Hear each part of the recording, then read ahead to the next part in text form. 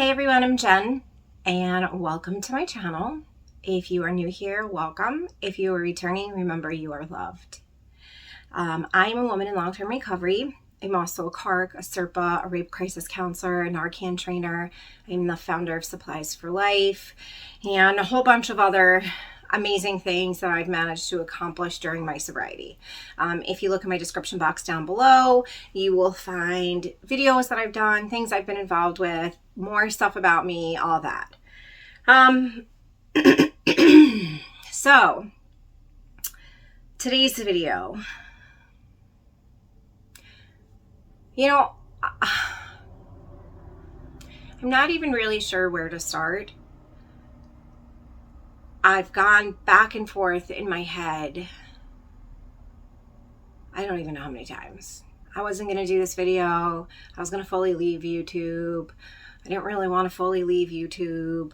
I didn't know what to do. I still don't know what to do. So, I mean, it's not like I didn't. I don't. And as you can tell by the title, I'm sure everybody automatically assumed when I say I'm struggling, they automatically assume I'm struggling with drugs. Unfortunately, that's the logical jump, I guess, considering my past life. I am very proud and happy to say that that is 100% not the case. Thank God for small things, right? Sorry if you hear Frankie scooching around on the bed. This is the only room that is complete with a clear wall, and this is Bella's room. And Frankie's laying on the bed. So Bella has nice purple walls.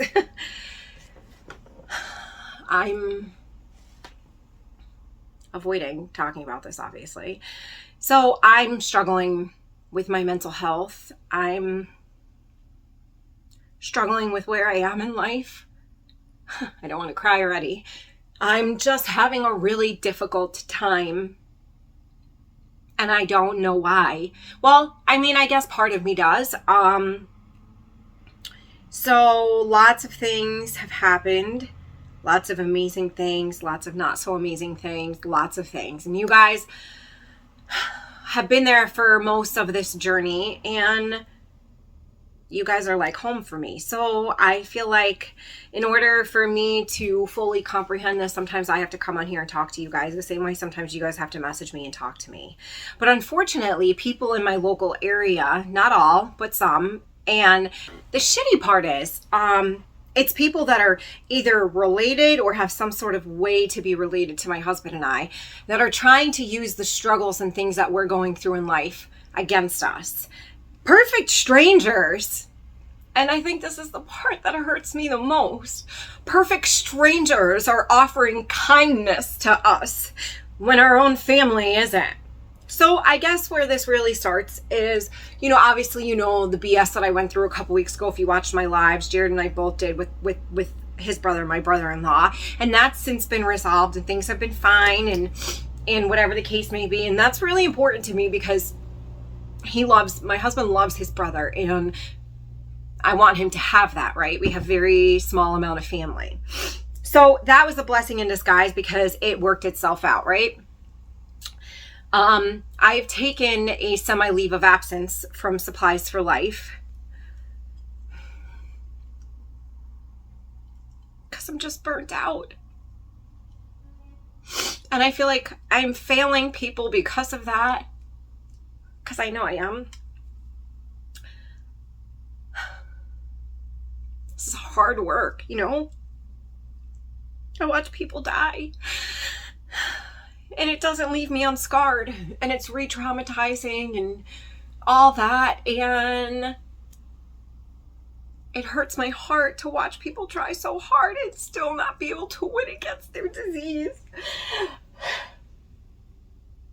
And I fucking hate it. And I need help, and I can't do it alone, but unfortunately funding's always a fucking issue for everything, right? So that's really eating at me. And I don't even know what else to say about that. my husband's ex-wife has decided to take him back to court for more child support. This coming from a woman who wouldn't even lower child support while he was incarcerated. So his arrears are astronomical. Who also won't even let him see his children. Hasn't for years. I don't care if she tries to use this in court too, because she tried last week to use the video of the fact that I said, come see our house, meaning mine and my family's. And she is assuming that Jared bought this house and that she is entitled to something or something, I don't know, but that is absolutely legally not the case. His name is not on a deed. He doesn't own anything. This is mine and my daughter's house. So please, by all means, try and take him to court to take my house, because that's not going to work out well. You can try and get blood from a stone, but we are currently financially struggling an incredible amount. I don't qualify for any assistance because, you know, mental health breaks aren't a thing. So, you know, we are struggling to eat ourselves. So we had COVID, right? And literally for like an entire 2 weeks between all of us, you know, in the family going through it and one after another being sick, I was the last to get it after caring for everyone, which I'm grateful I was able to do. So nobody was able to work. Nobody, me, him, nobody was able to work during this time. And then, you know, New York fall weather is always a rainy shit show. And then the icing on the cake last week.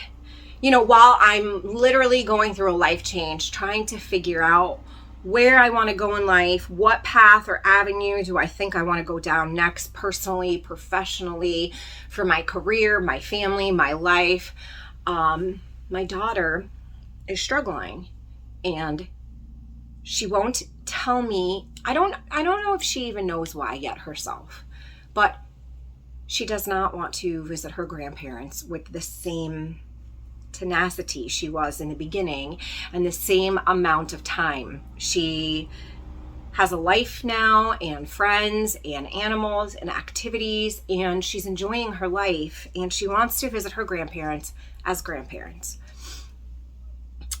She does not want to visit as a second set of parents, meaning she doesn't want to be there all the time. And I called to try and explain this to my father. And we came up on the conversation of me telling him that I moved because legally I have to, and that's fine. And he just started to insult me and put me down and, you know, the usual. And I'm done letting people walk all over me. I'm done being nice for other people's feelings. If you have the audacity to insult me, then you should understand that I have the audacity to stand up for myself and put you in your place. You know, fuck around and find out, well, it's arrived. And I'm done. I'm done letting people walk all over me, my husband, my family, what I do, who I help, things like that. I'm sick and tired of having fought my way out of hell to come back into this life and into this world and have people criticize my choices of working with people who have addiction, you know, raising my child in a more kinder, gentler way, giving her an opinion and letting her have feelings and express those feelings. And I'm just kind of done, right? And this man hung up on me and then had the audacity to call me back and say, and furthermore, don't call me dad. Call me by and his name. And I was like, okay, dad. Sure, dad. Have a good day, dad. You know, and unfortunately, you know, he hasn't been a dad to me in a very long time. It's out of habit that I was calling him that name. But now, I kind of feel like if you want to have communication with your granddaughter, my child, that I allowed you to have contact with, you can purchase her a cell phone and you can call her on said cell phone and you can communicate that way. You are no longer allowed in my life in any way, shape, or form. You are not allowed to call me. You're not allowed to come to my house. You cannot send me mail. You cannot anything. If you have anything to say to me, it needs to be in written form via email, which you should have my email address. Do not any longer call my home at all. Don't call my phone. You're not invited to. You are not allowed to.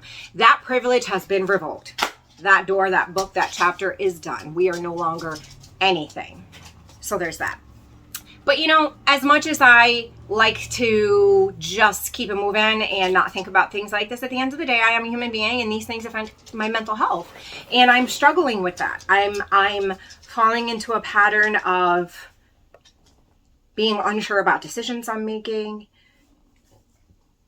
You know, when you have a family that you have to provide for, your decision-making process becomes a lot more, what's the word I'm looking for? A lot more guided, and it has to be a lot more definitive. I no longer have the luxury to be like, you know what, I'm going to leave this job and see if I can find a different job that, you know, makes me more happy. Or rent is not my only responsibility, right? I have a child to provide for, it, bills to pay for, etc. You know, and I'm going to say this again, and I'm going to make this very, very, very, very clear. I am not struggling with wanting to use drugs. I have zero desire to use drugs. I have zero desire to go out and get hammered, any of that. So please, let's not mince my words and run and tell people, oh, Jen's going to relapse. Jen is not going to relapse. Jen is not in any danger of it. If I felt like I would be doing the appropriate things to take care of that. Jen is complaining about the fact that her mental health is in the toilet right now. And I'm coming here because this is a safe place for me, and I love you guys, and I need some help. I am saying I need help. I am struggling with my mental health.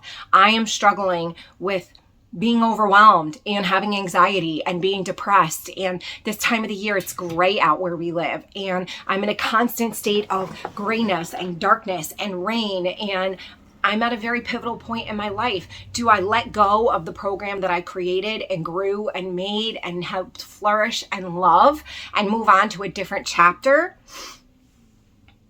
My heart says yes. My heart says yes. My heart says it's time. I have taken it as far as I can take it. It is its own breathing entity at this point. I feel like it is my time to move on to a different chapter and create a new program. And what I really want to do, like I told you guys, is I really, really want to do some sort of reentry sober housing. I want to do a mother-daughter program, or mother-child program. And I just feel like that's where my heart is. But my brain says, you have an almost 11-year-old child to provide for. You need a steady paycheck. I am not in the position that I was in when I formed Supplies for Life. When I created and founded Supplies for Life, Bella was still living with my parents. If I didn't have spare money that week because it went into the program, that was okay. I was living on my own with Lena. That was it. It was me and Lena and maybe like a fighting fish. Like, I was in a different part in my life. Now I have car payment, car insurance, just like adult responsibilities. And I'm going to be 43 in like 2 weeks, right? And I think, do I take the risk or do I keep on keeping on? I'm very much at a crossroads. I want to make the right decision for financially, stability-wise, career-wise, mental health wise, right? Because I know I preach it all the time, and it's super hard to apply it to your own life, right? So I always say that my sobriety has to come first, because without my sobriety, I can't be a mom, I can't be a wife, I can't be a friend, I can't be, all the things. But in all honesty, my sobriety has to come first, and then my mental health has to come second, and then I can be a good mom and wife and human and all that other stuff. And I guess I'm also battling with coming to terms that this shit's heavy, right? And it's hard to do the work that I do. And I'm always going to be in this area of work, and it's always going to be hard, and it's always going to be re-traumatizing, and it's always going to be just fucking heavy, man. And this type of work messes with your mental health and your mental well-being, right? It's just like the nature of the beast. So I think it's time for me to maybe go and talk to a doctor for myself. And I always try to stay off medicine and all that, but maybe it's time. Like maybe it is time. And I think about it, and that's okay. And I think maybe it's my own, I don't know. I think it's my own mental health keeping me from doing it, right? It's like your addiction keeps you sick, but so does your mental health sometimes. And I really feel that way. And I think all the things I am a huge believer in your higher power showing you signs, right? Like I literally live my life that way. Like I believe in signs. I believe in the universe telling you things. I believe in your higher power telling you things, like whatever that looks like for you. And I feel like for me, you know, my higher power in the universe is showing me things like little by little. It's showing me things like these things happening with Jared's ex-wife, these things with my family, with his family, and in the community, like just things like, and I feel like it's time maybe to work on myself. You know, it's funny. And I just had this conversation with Connor last week. Like Connor is coming up on a year of sobriety, which is like crazy, right? Just amazing. And I said to him, you know, you're getting itchy because it's the time. And I feel like 3 year, like 1 year, 3 year, 5 years, and then like 10 years, you get like this little itch of unsettlement. Not necessarily like you want to go out and use, but just some things might be unsettled in your life. Sometimes it's you want to get up and use. Like, you know, I think that's closer in like the 1 year mark. You get that itch where you're like, dang, I miss hanging out, or I miss this, or I miss that, or something smells different, or whatever. You know, if you know, right? And I feel like I will have, at the end of October, I will be celebrating 5 years of complete sobriety. And I've dealt with a lot of things, but now I think there's other things to deal with. And I feel like we always focus on the negative and we always think that these things are negative. And maybe it's not a negative. Maybe it's just another chapter. And it's time to grow again. And that's just scary, especially when you have all these responsibilities and all this everything. And maybe it's time for me to grow again. I don't know. I just, you know, I'm super stressed out with this freaking house. Nothing is straight. Nothing is level. Nothing is completed. It has every drop of my life savings in it. My hair turned a weird color. It's wet, so you can't really tell. But it was supposed to be like cranberry, and it's purple again. So here we are. You know, I've missed you all. I just wanted to come on here and like give you guys a heads up. Some of you have messaged me like, hey, are you ever coming back? And I am. I'm just working on getting my head and my heart in the same chapter of my life. And as always, I love you all, and I'm super grateful for your messages and your just support. And, you know, you guys never forget about Supplies for Life. And I will always have Supplies for Life. Like always. I will always do it. I think it just might be going in a different direction. And it's scary, but here we are. And, you know, I feel pressure now to make something better than what I did already. In the beginning, there wasn't that. So I don't know. We'll see. I guess I needed to come on here as usual and talk to you guys. You know, the haters, they're going to hate. They're going to try and use things against us. They're going to whatever. But at the end of the day, we are living our life, doing the best that we possibly can, one foot in front of the other, growing as we're going, and just trying to make it better. And hopefully along the way, we throw a life vest to someone else and help save their life too, you know, because that's what it's about. That's what this community is about. So I love you all. And remember, we recover loudly so those behind us do not suffer in silence. Bye.